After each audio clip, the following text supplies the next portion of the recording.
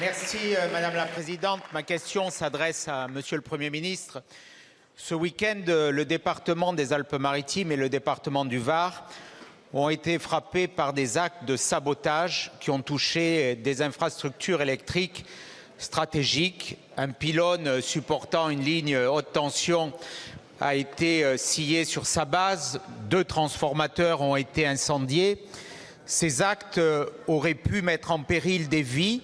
Ils ont frappé des institutions, ils ont arrêté les transports ferroviaires, ils ont arrêté tous les réseaux de télécommunications pendant plusieurs heures. Ils ont mis en péril des personnes sous assistance respiratoire. Ces faits sont graves. Ces faits, ce sont des actes de terrorisme.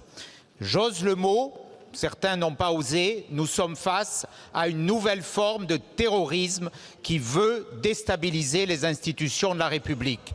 Ces actes ont été revendiqués par un groupuscule d'extrême gauche, d'ultra-gauche, une fois de plus, après toutes les exactions que nous avons connues à Stevens, que nous connaissons dans la plupart des manifestations, que nous avons connues sur les manifestations de l'A69, comme nous avons connu aussi à Notre-Dame-des-Landes.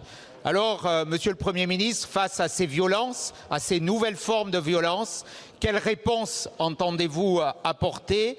Quelles mesures entendez-vous adopter? D'abord pour combattre ces groupuscules d'extrême gauche et pour faire en sorte que notre République soit mieux armée contre ces nouvelles formes de menaces extrêmement préoccupantes. Je vous remercie, Monsieur le Président. La parole est à Monsieur le Premier ministre.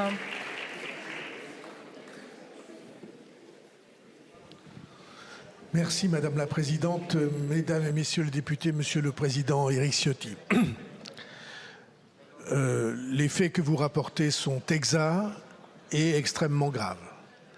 Une attaque a été conduite contre notre réseau électrique dans le département des Alpes-Maritimes. Je l'ai suivi heure par heure avec Philippe Tabarot, le ministre des Transports.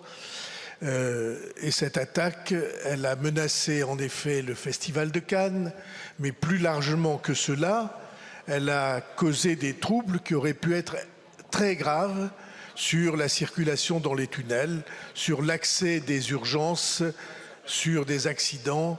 Tout ce que vous avez décrit est parfaitement exact.